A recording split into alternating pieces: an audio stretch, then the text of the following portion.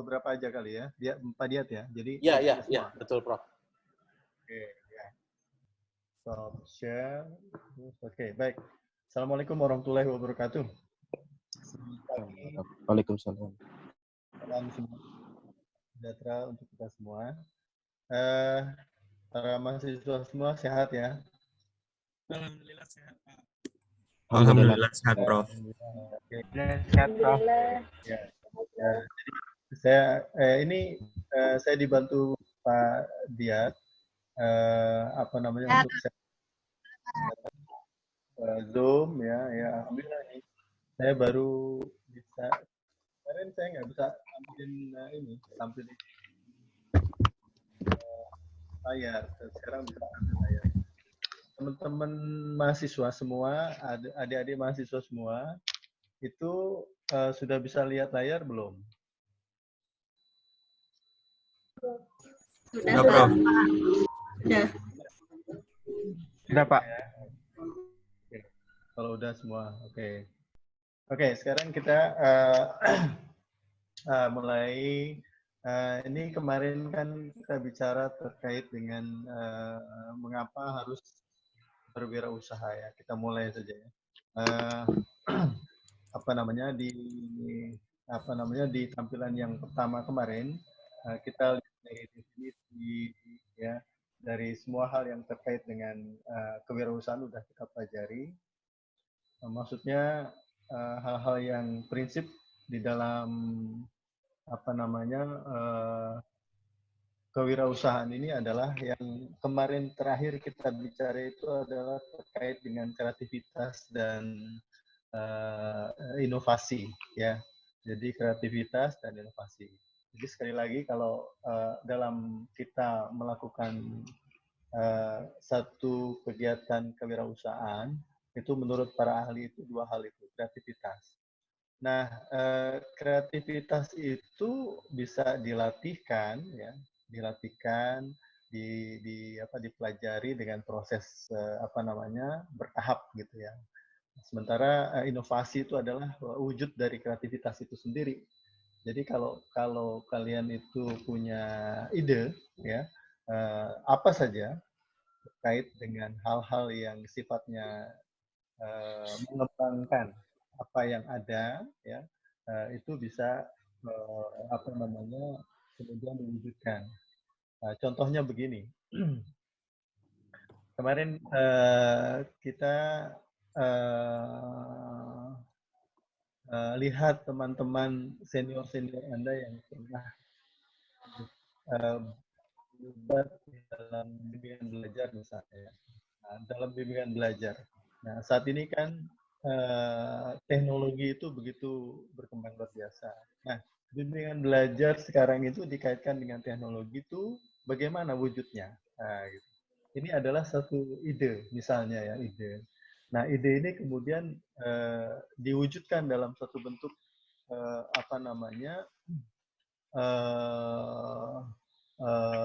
kegiatan, ya, kegiatan yang ada di lapangan. Contoh yang sekarang sudah ada ya, senior-senior Anda yang sudah kreatif itu, contoh lihat ruang guru misalnya ya, mereka begitu gencarnya untuk mengembangkan ekosistem pendidikan ya, di luar pendidikan sekolah. Sekarang mereka sedang membantu pemerintah ya dalam situasi yang seperti untuk fasilitasi. Itu ide-ide itu yang wujud ya. Kreativitas yang wujud itu bentuknya adalah inovasi. Lalu kalian juga mungkin lihat yang namanya Grid Edu, itu juga sama. Ya, Grid Edu. Nanti bisa dilihat dalam kegiatan sehari-hari. Nah, yang saya mau sampaikan sekarang ini adalah proses kewirausahaan itu sendiri. Jadi proses kewirausahaan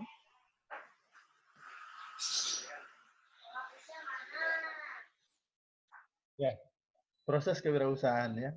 Kita lihat slide berikut. Ini adalah proses aksi. Empat proses yang yang bisa dilakukan ya. apa-apa saja. Yang pertama adalah mengidentifikasi dan mengevaluasi peluang. Ini artinya apa? Mengidentifikasi apa itu artinya? Ada yang bisa jawab nggak? Coba yang bisa jawab, mute-nya di on. Siapa yang bisa memberi respon? Boleh raise hand dulu, raise hand. Ya, ya. Nah, Halo. bisa kasih jempol dulu, bisa kasih jempol dulu. Martia, ada. Silakan, Mas Agung. Anda unmute, Mas Agung, silakan. Ya, silakan. Siapa? Apa itu yang disebut dengan identifikasi peluang? Dalam konteks kewirausahaan tuh ya, dalam konteks apa yang kemarin kita sudah pelajari bahwa kewirausahaan itu adalah sikap, perilaku, kemampuan dalam berwirausaha. Jadi dalam konteks wirausaha itu ujung-ujungnya adalah keuntungan, ya. Benefit. Nah, coba kita diskusi siapa yang bisa memberikan respon ya. Identifikasi dan evaluasi peluang itu apa maksudnya? Jangan takut salah, bicara aja. Kita kan pengen supaya kalian juga merespon gitu, punya ide apa gitu ya. Nggak masalah kalau nggak ada salah betul di sini. Yang ada adalah pengertian terkait dengan konteks kewirausahaan. Siapa? Izin jawab, Prof.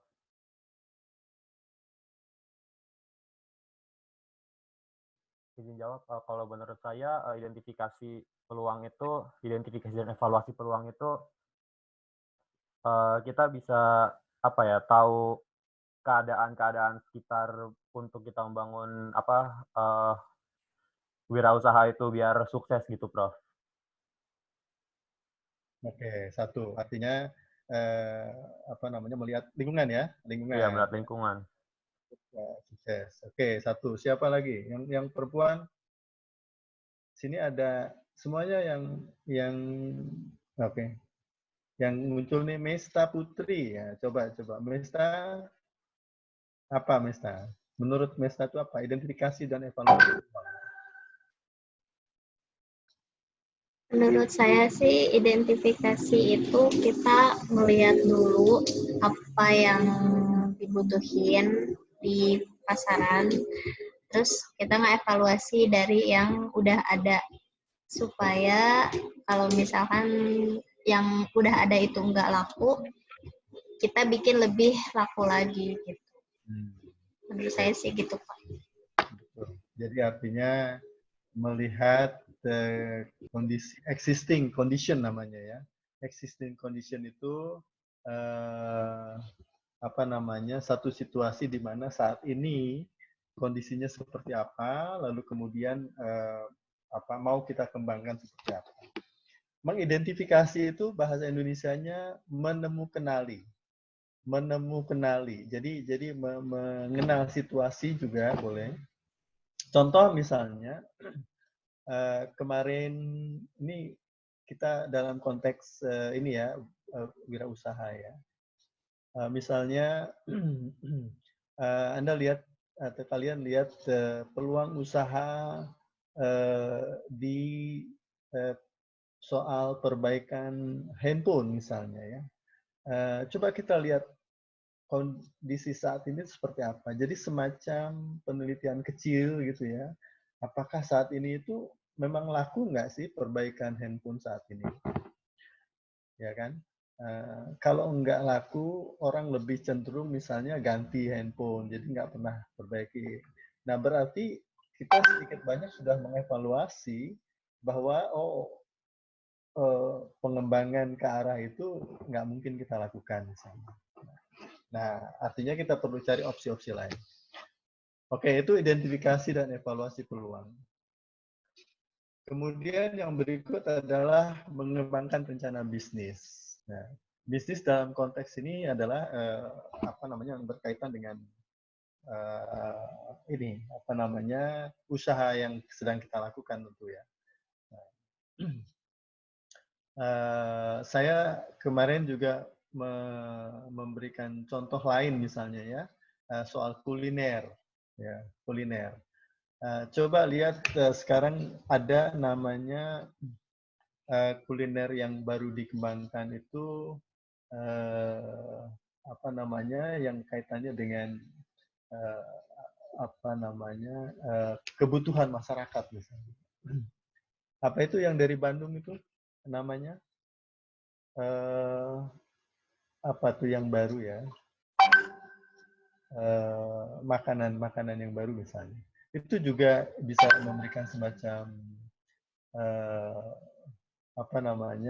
peluang ya untuk bisa kita kembangkan. Jadi artinya ini langkah kedua adalah mengembangkan rencana bisnis. Yang ketiga, mengevaluasi sumber-sumber daya yang diperlukan. Nah, kemarin kita lihat contoh misalnya, kalau kita mau membuka satu usaha, kita melihat sumber-sumber yang ada, termasuk sumber modal. Yaitu, ya. Sumber modal. Jadi sumber modal itu kan artinya bukan hanya nominal uang ya, tetapi ada lokasi di situ ya. Kemudian juga ada daya dukung dari sumber-sumber lain seperti bangunan. Itu yang perlu kita lihat peluang-peluang itu. Kalau kita mau mendirikan usaha warung makan misalnya, warung makan ya, itu kan juga kita harus melihat sumber-sumber daya yang ada yang diperlukan, apakah kita punya nggak itu. Ya. Nah, sekarang yang paling dekat ya dengan kalian semua ya, kalian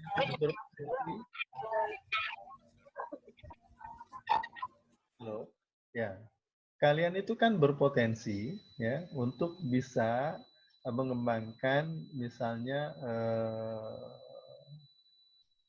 lembaga bimbingan belajar gitu ya. Lembaga bimbingan belajar. Nah, coba peluang-peluang atau sumber-sumber daya yang ada di lingkungan Anda semua. Ya, coba kita lihat dari infrastruktur. Punya nggak sarana prasarana. Jadi yang namanya infrastruktur itu non akademik sifatnya, sarana prasarana ya. Seperti ruang kelas, gedung dan lain sebagainya. Lalu kemudian yang lain sumber modal. Kita perlu modal karena nggak mungkin ya kalau udah ada ruang kelas ya kosong itu kan nggak mungkin. Kalian perlu punya apa di situ?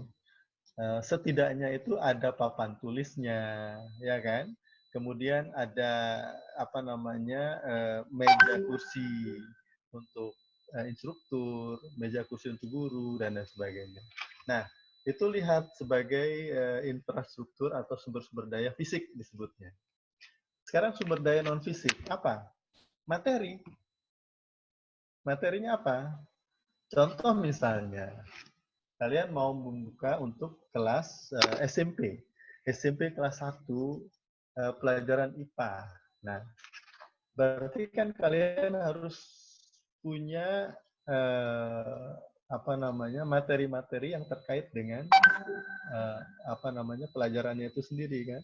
Nah, yang berikut adalah siapa gurunya. Nah, ini artinya mengevaluasi sumber-sumber yang diperlukan. Yang terakhir adalah melaksanakan manajemen usaha. Nah, di sini soal manajemen, ini lain lagi, ya, pengelolaan. Jadi begitu nanti kita akan mulai, ya, pertama adalah bagaimana kita mencari apa? Mencari siswa, betul kan? Siswanya mesti ada. Jadi kalau semua sudah ada ya, dari mulai ruangan sudah ada, papan tulis, listrik segala macam sudah ada, gurunya pun sudah ada, yang perlu kan sekarang siswanya. Bagaimana kita mencari siswa? Itu artinya kita harus punya cara untuk bisa melakukan usaha menarik minat, misalnya dengan iklan, ya kan, door to door, macam-macam tuh dilakukan. Nah itu soal manajemen.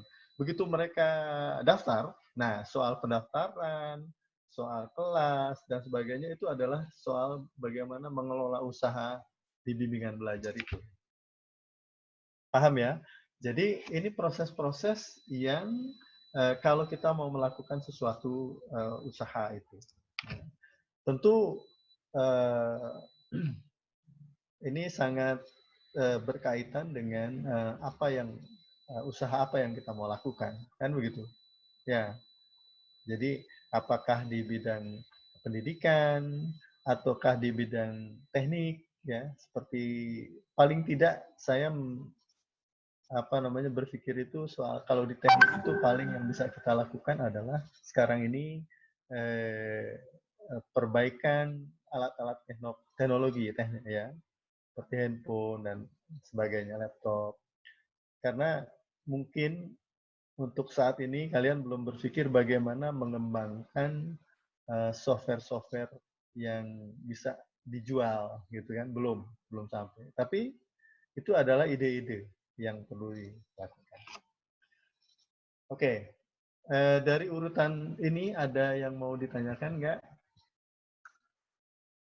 Dulu ya, dulu yang perlu ditanyakan. Silakan. Kalau ada. Fahri, silahkan unmute Fahri. Ya, sebutkan namanya kalau ada. Untuk di daerah, misalkan di daerah saya, kebanyakan anak-anak di lingkungan itu kurang rajin ataupun kurang termotivasi Pak kalau masalah. Stop Fahri saja dulu, Fahri dulu yang lain. Itu agak ini ya suaranya nggak jelas nih. Coba buka mute-nya. Siapa tadi yang tanya tadi? Wah, putus Kan Pak. Fahri terputus. Fahri. Oh ya. Fahri, oke. Fahri, silakan Fahri. Kalau bisnis offline seperti yang Bapak jelaskan, itu di daerah saya kurang, Mbak. Soalnya masyarakatnya itu sedikit dan juga kurangnya hubungan antar masyarakat, Pak. Jadi lebih baik untuk online. Cuman resource-nya itu kurang, Mbak. Fahri boleh diketik di chat? Boleh diketik di chat, Fahri? Iya, Pak, ya. Terputus-putus, Fahri. Diketik di chat aja ya. Putus-putus ya? Kenapa dia putus? Tadi kok suaranya? Ya, Prof. Mungkin karena faktor jaringannya, Prof. Terputus-putus. Oh, oke. Di chat Lagi.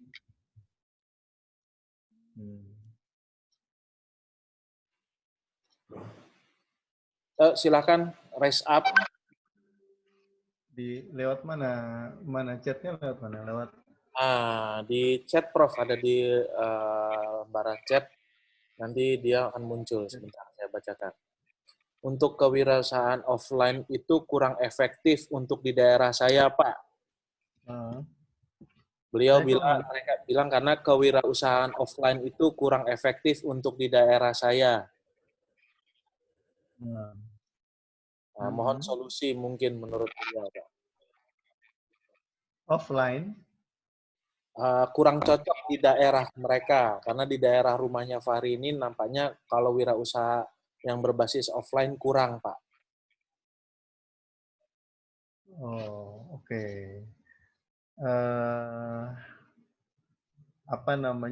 Mungkin perlu diberitahu lingkungannya seperti apa ya kok kurang offline. Artinya kan bentuk langsung jualan atau bentuk langsung jasa barang itu kurang minat gitu ya daerahnya begitu. Ya. wilayah teman-teman. Dia bilang sehingga saya berpikir untuk online tapi banyak persaingan yang besar. Jadi anomali gitu. Dia offline-nya kurang tapi kalau mau masuk ke online wirausahanya persaingannya cukup besar, Prof. Banyak saingan. Oke. Jadi yang mau diproduk atau mau ditawarkan itu kan tadi ya apa? Kita melihat dulu mengidentifikasi dulu ya terkait dengan peluang di situ. Mau usaha apa? Ya, mau melakukan apa namanya kegiatan apa? Nah, sekarang kalau misalnya bimbingan belajar mau online misalnya, ya tentu ini harus ada semacam apa namanya jaringan yang bagus ya. Misalnya sementara ini coba kita lihat yang sudah dikembangkan oleh beberapa orang ya terkait dengan bimbingan belajar online itu berjalan bagus, artinya menjanjikan gitu. Jadi itu dulu yang kita lihat peluangnya. Mungkin nggak apa namanya usaha itu kita lakukan apa namanya dengan pesaing-pesaing yang sudah bermain di situ. Jadi maksud saya kalau seandainya memang udah ada mengidentifikasi seperti itu, ya tentu kita bisa melakukan apa namanya langkah berikutnya. Jadi merencanakan ya seperti halnya yang tertulis di sana itu, kita merencanakan apa yang mau dilakukan. Jadi kalau soal offline atau online itu kan tergantung dari jenis usaha yang kita mau lakukan. Terus sekarang kalau urusan apa namanya jual menjual ya misalnya seperti itu kan sudah sekarang dengan online pun kan jalan ya. Nah, tinggal bagaimana mempaket produk-produk agar itu bisa apa namanya bisa laku dijual. Gitu. Jadi persoalannya bukan kemudian karena online atau offline. Jadi apa dulu produknya, ya. Kemudian kita lihat dulu peluangnya, baru kemudian kita lakukan langkah-langkah. Kalau online atau offline itu kan prosesnya, itu kan langkah berikutnya, gitu. Ya, penawarannya bisa dilakukan melalui offline dan melalui online. Jadi jangan campur adukan apa namanya peluang yang kita mau ambil itu dengan langkah kita memasarkannya. Jadi soal offline dan online itu adalah soal memasarkan. Ya, Fahri ya. Iya, Pak. Terima kasih, Pak. Oke. Berikut. Nah, sebelum masuk ke sini, tadi kan saya bicara soal apa namanya, soal kreativitas, ya. Jadi yang namanya proses ini menghasilkan sesuatu itu ya, di dalam apa namanya wirausaha itu adalah soal kreativitas. Ya. Nah, proses kreatif itu bisa dipelajari. Ya. Nah, di sini ada tahapan, ada beberapa tahapan. Misalnya ada proses persiapan, ada inkubasi, ada iluminasi, dan ada verifikasi. Nah, jadi kreatif itu tidak kemudian datang tiba-tiba, gitu. Ya, tadi Pak Kri mengatakan apa namanya, oh kalau di tempat saya begini. Nanti dulu ini lihat apa yang mau diproduk. Saya kira sesuatu yang baru atau apa namanya sesuatu yang sudah banyak dilakukan orang. Kita nggak bisa bersaing dengan itu. Nah, tapi kan ada peluang-peluang yang perlu kita cari. Jadi istilahnya itu bagaimana positioning, ya, positioning apa yang kita mau lakukan. Jadi kita melakukan kreasi apa di situ, kreasi apa. Ya. Baru-baru ini misalnya ada ada teman senior Anda itu membuat sendal jepit yang dikreasi, yang dibuat batik. Sendal jepit itu kan udah banyak orang buat, udah dijual gitu ya. Sendal jepit itu kan biasa aja.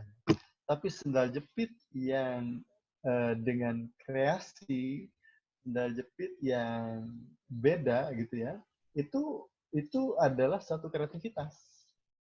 Nah, karena di situ ada yang namanya mengendapkan, ya, mempersiapkan. Lalu kemudian ada istilahnya inkubasi, dalam proses itu. Lalu ada memunculkan ide, iluminasi, sama kemudian ada verifikasi. Pernah lihat sendal joger? Ya, joger dari Bali itu, ya. Coba orang walaupun udah punya sendal jepit di rumah gitu ya, kalau ngelihat modelnya sendal jepitnya joger gitu, ya, itu mereka tertarik aja beli. Ada tulisan joger jelek apa, pokoknya di situ banyak. Itu kreasi. Ya. Nah itu artinya kita mengingatkan dulu mau buat apa nih ya terkait dengan sendal jepit gitu ya.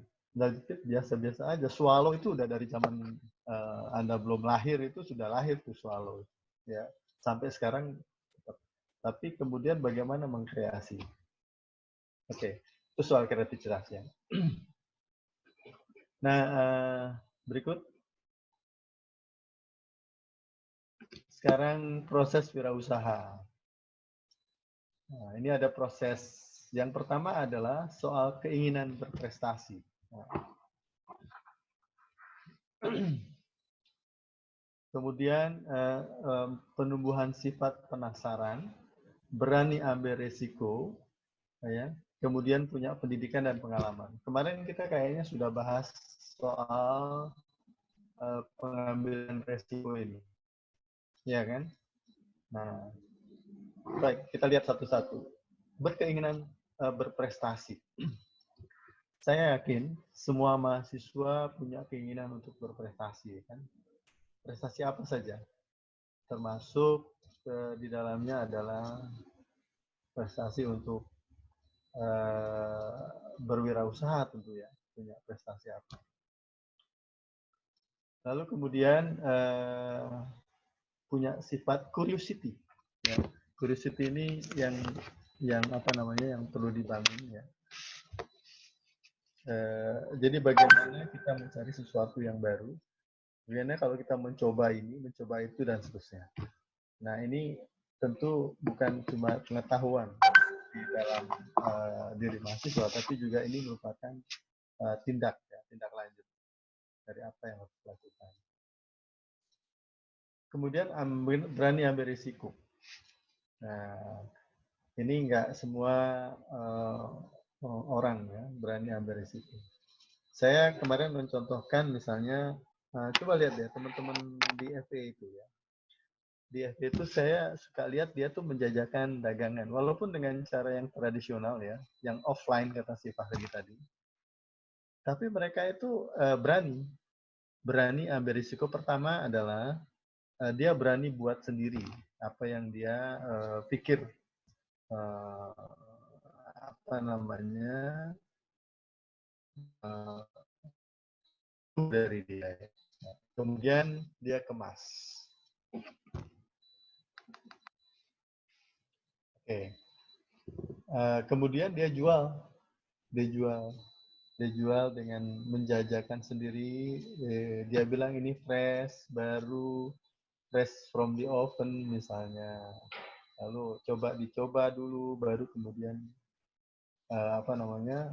dibeli. Kalau nggak beli juga nggak apa-apa gitu ya. Nah, kira-kira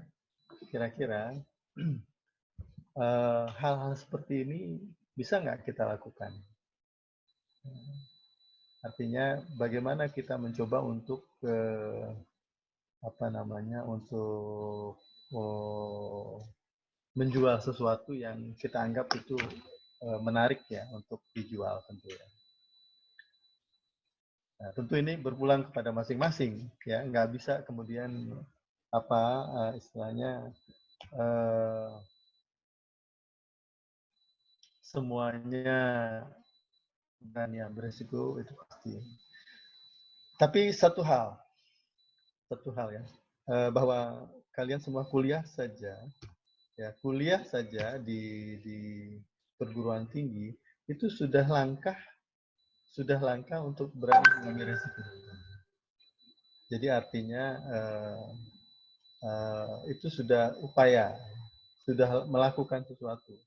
Tentu resikonya adalah bahwa selama kalian kuliah ya, kalian berpeluang yang kecil untuk bisa seperti teman-teman yang sudah bekerja.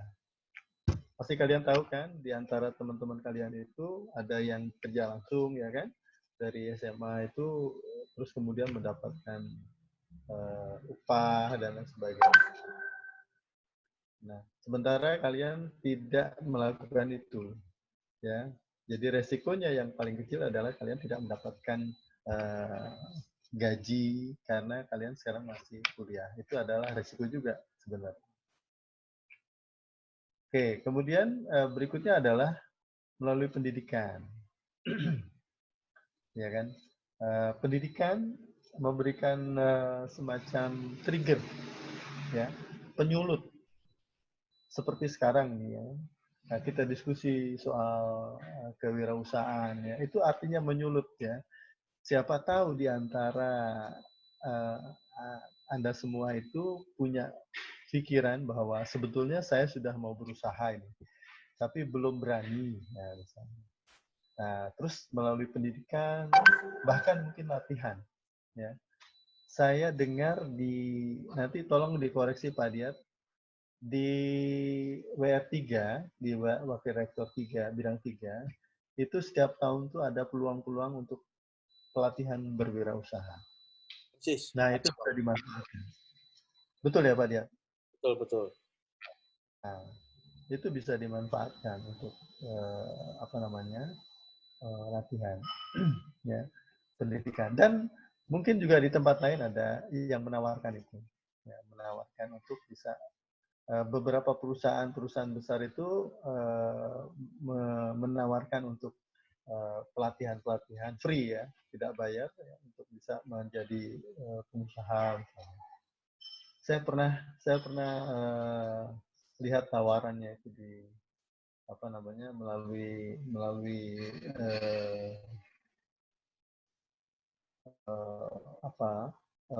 lembaga ya, melalui UNJ. Itu pendidikan. Yang terakhir soal pengalaman. Ya, ini tentu saja saya mendengar juga di antara teman-teman kalian itu ada yang sudah orang tuanya sudah punya usaha misalnya ya. Yang di antaranya misalnya toko misalnya ya, toko. Secara langsung atau tidak ya, itu sudah memberikan pengalaman. Pertama adalah pengalaman bagaimana menjual. Berapa harga yang perlu dijual dari barang yang dibeli sebelumnya. Nah, ini kan ada selisih harga ya yang perlu untuk mendapatkan keuntungan. Ini pengalaman yang diperoleh selama. Jadi ini dalam proses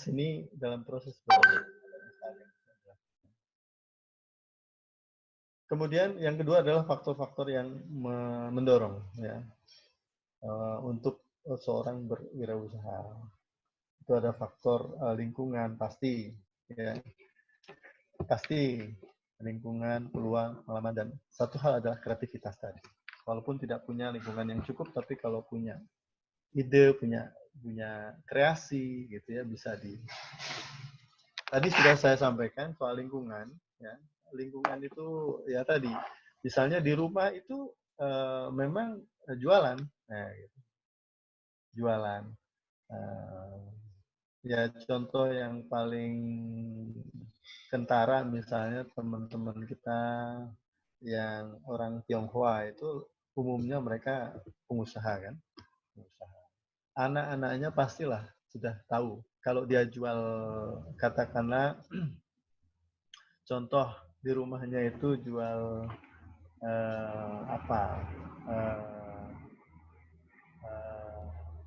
beras misalnya, mesti dia tahu ngambilnya dari mana, harganya berapa untuk jenis tertentu, lalu jualnya berapa. Nah, ini sedikit banyak sudah memberikan hitung-hitungan, ya, dan itu memberikan pengalaman pada dia. Ya. Sehingga satu hal yang biasa kalau orang tuanya itu dari pengusaha, maka anak-anaknya itu cenderungnya untuk juga jadi pengusaha. Karena memang lingkungan mengajarkan itu. Ya, lalu kemudian dari situ dapat pengalaman dan tentu saja ada peluang-peluang tertentu. Kemudian faktor lain adalah tidak puas dengan pekerjaan saat ini. Ini saya kira dorongan dari internal ya, dari dalam diri agar bisa memperoleh hal-hal yang lebih baik lagi misalnya. Dan berikut adalah PHK pasti ya. Kalau beberapa waktu yang lalu kita belajar dari pengalaman ya, beberapa pabrik di Tangerang itu tutup ya, pabrik sepatu misalnya, Nike ya, Nike gitu ya, itu para pekerja itu terpaksa karena memang tidak buka lagi pabriknya. Nah sekarang kan perlu ada usaha lain. Lalu yang terakhir itu adalah minat. Ini memang ada yang faktor yang penting di dalam hati, bahwa saya minggu lalu pernah menyampaikan bahwa kita ini kan memilih ya, hidup itu memilih. Jadi mau jadi pegawai, mau jadi follower, atau usaha, mau jadi owner, gitu. Ya kan? Jadi artinya kalau minat kita terhadap bisnis itu tinggi, ya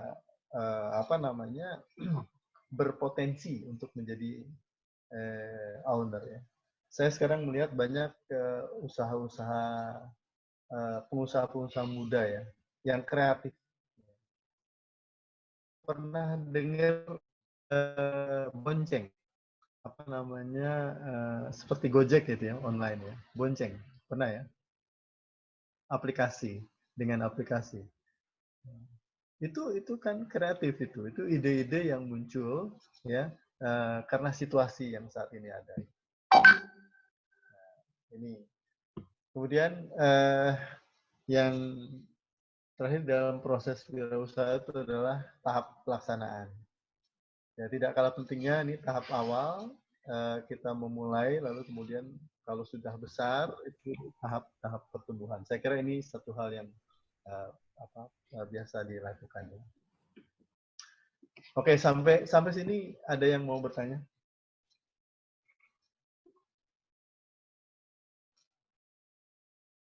Yuk, silakan dibuat reaction jempol ke atas yang mau tanya. Reaction jempol ke atas yang mau tanya, biar saya bisa on kan.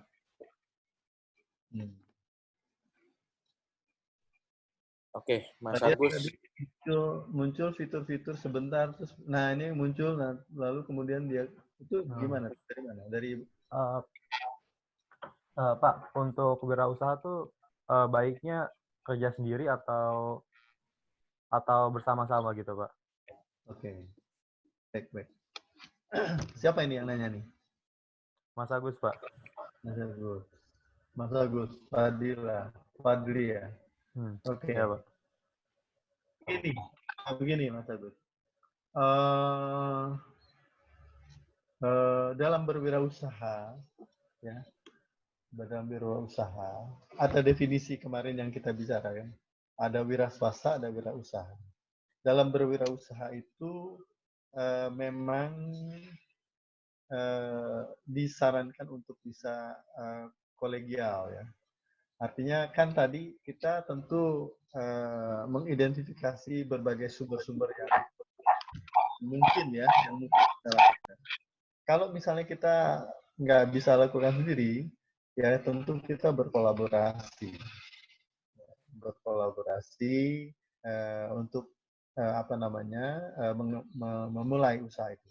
Tapi kalau dirasa Anda punya kemampuan untuk mengelola dulu sendiri, ya, bahwa kemudian Anda memerlukan pekerja, orang lain yang bekerja untuk Anda, ya, nah, itu lain, ya.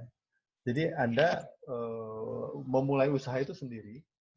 Nah ini yang kalau kapasitas kemampuan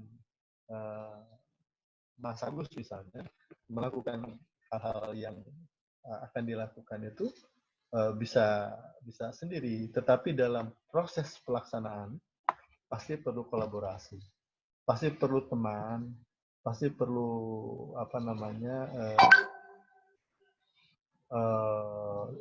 dukungan gitu, ya. Jadi jawabannya kalau seperti itu nggak bisa kemudian saklek bahwa sendiri atau tidak, atau berkolaborasi. Tapi ada satu hal penting dalam berkolaborasi, ya, yaitu kesamaan visi, ya. Sebab kalau orang berkolaborasi beda menjadi kendala.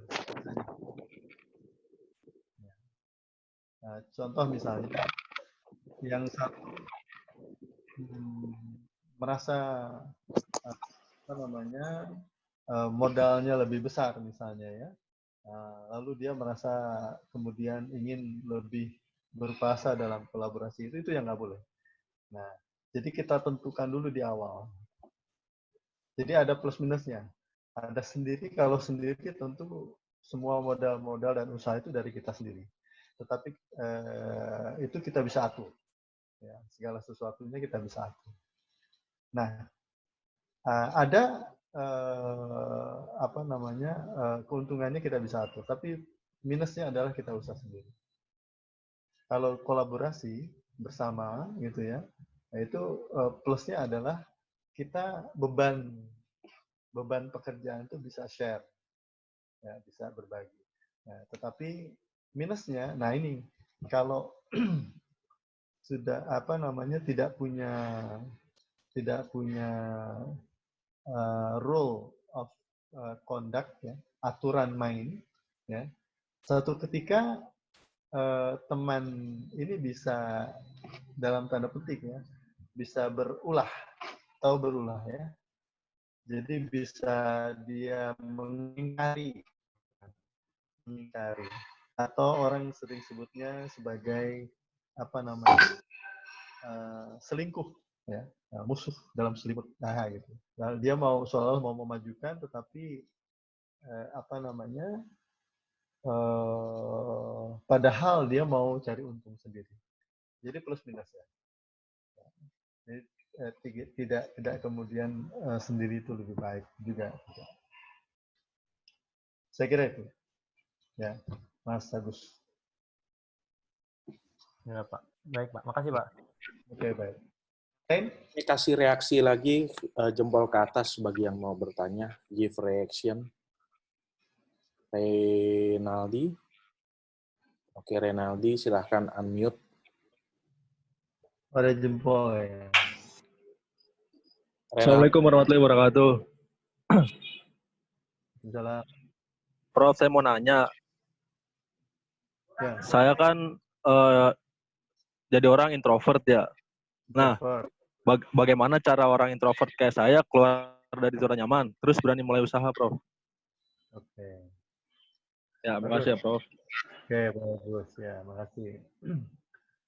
Ya, sebenarnya ini soal psikologis ya, soal introvert dan soal extrovert itu ya. Pertama dulu bahwa itu adalah memang bawaan kita ya soal itu ya, soal terbuka lalu kemudian soal. Nah, tetapi bukan tidak mungkin ya apa namanya seorang yang masuk kategori introvert itu untuk bisa berusaha. Dan di dalam konteks psikologi, kata orang-orang psikologi itu bahwa orang-orang yang introvert pun punya potensi-potensi kan. Artinya potensi itu tidak kait-mengait dengan introvert dan extrovert. Jadi potensi-potensi itu yang perlu dieksplor, perlu dikembangkan. Ya. Memang lebih cenderung kepada hal-hal yang apa namanya yang tertutup. Saudara tahu kan sekarang bagaimana apa namanya pekerjaan itu dilakukan dengan inisiatif sendiri, dengan kapasitas sendiri, begitu kan? Artinya apa? Artinya banyak pekerjaan-pekerjaan yang usaha tentu ya yang bisa dilakukan oleh orang-orang yang masuk kategori introvert ini. Contoh sederhana adalah kalau dalam mengembangkan Anda misalnya punya usaha di website desain, ya, mengembangkan usaha untuk desain website misalnya, tentu Anda bekerja sendiri ya. Itu artinya Anda mengeluarkan ide-ide sendiri, lalu kemudian mengembangkan apa namanya desain dengan baik dan seterusnya. Itu tidak perlu kemudian Anda harus membuka apa ya, secara apa istilahnya, nggak perlu orang-orang yang apa namanya yang Anda perlu sampaikan kepada orang lain dan sebagainya seperti halnya orang yang punya kategori ekstrovert tadi. Jadi banyak pekerjaan-pekerjaan yang konteks dalam kewirausahaan ya, bagi orang-orang yang apa namanya masuk kategori introvert tadi. Jadi jangan kemudian karena saya introvert kemudian saya menutup diri untuk berpeluang berwirausaha. Saya kira itu hal yang apa namanya tidak pas gitu kalau menurut saya. Gitu ya. Baik, Prof. Terima kasih atas jawabannya. Iya, oke, Rinaldi. Oke, gimana Prof? Masih lanjut? Oke, gini, saya kira ini dibaca dulu ya, dibaca dulu. Saya share aja nanti ya, Pak Diat. Ya, baik Prof. Nanti kita share di Google Classroom di kelasnya. Kita share, lalu kemudian nanti kita akan buka diskusi berikutnya kalau memang udah dibaca gitu. Oke, saya kira cukup ya sementara ini sebagai pembuka. Pak Diat, ini lebih kurang 1 jam. Ya. Nanti ini dibaca, lalu kemudian nanti kita diskusi berikutnya. Baik, Prof. Terima kasih. Ini saya record sebagai nanti kita bukti juga bahwa kita lakukan proses pembelajaran. Terus mohon teman-teman mengaktifkan webcam-nya karena akan saya capture sebagai bukti Anda sudah hadir di ruangan. Tolong di webcam-nya dinyalain ya.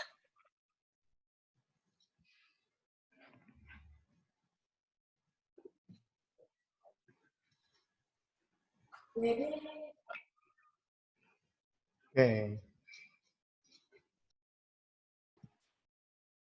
Pak, punya saya nggak bisa nyala, Pak, webcamnya. Oke. Sementara kita cek dulu yang lain karena ini harus saya screen share, saya capture ya, bahwa ini proses sudah terjadi. Webcam saya nggak bisa nyala, Pak. Ya udah nggak apa-apa, yang penting yang nyala sudah hadir, saya langsung capture untuk laporan nanti seandainya ditanya proses perkuliahan sudah berjalan atau tidak. Oke. Oke. Sudah saya capture. Baik, Prof. Monggo silakan ditutup, Prof. Monggo silakan. Baik, ya. Jadi sebagai penutup barangkali ini kan di awal-awal ya perkuliahan dengan proses online. Saya kira pertemuan daring ini untuk men-trigger saudara-saudara saja ya Anda semua sekalian untuk bisa bagaimana menyikapi soal tentang kewirausahaan. Sekali lagi bahwa ini kan untuk memahami, memberikan pemahaman, wawasan ya melalui pendidikan tadi ya untuk men-trigger. Siapa tahu suatu ketika Anda juga bisa tertarik dan kemudian menjadi pengusaha ya. Karena sekali lagi di awal pertemuan saya katakan bahwa menurut penelitian itu bahwa negara-negara yang maju itu ya pengusahanya itu banyak gitu, di atas 2% penduduknya. Jadi mudah-mudahan Anda semua juga ini menjadi bahan ya untuk nanti di samping tentu kita akan mencoba mempelajari banyak hal dari mulai dasar sampai dengan kemudian ya, implementasi. Yang kedua adalah dari sekarang udah bisa dicari tugasnya itu ya untuk mencari success story dari seorang pengusaha-pengusaha di luar negeri maupun juga di dalam negeri gitu ya. Minimal 1, kalau 2 sudah bagus gitu ya. Lalu kemarin ada yang tanya apakah itu di soft copy atau di hard copy. Saya kira nggak perlu banyak, nanti catatannya hanya 2-3 halaman ya, itu di hard copy saja. Ya, copy saja, di print. Dan nggak perlu di cover, nggak perlu. Yang penting bahwa Anda punya baca biografi siapa yang kemudian suksesnya, kegagalannya, ya kemudian usaha yang sekarang dia punya, lalu kemudian berapa besar aset dan lain sebagainya. Itu yang perlu ya. Baik, terima kasih sekali lagi para mahasiswa. Pak Diat, terima kasih. Ya, saya akhiri. Assalamualaikum warahmatullahi wabarakatuh. Waalaikumsalam. Waalaikumsalam, Prof. Waalaikumsalam warahmatullahi Waalaikumsalam, Prof. Terima kasih. Terima kasih, Prof. Terima kasih, Prof. Terima kasih, Prof. Terima kasih, Prof. Waalaikumsalam.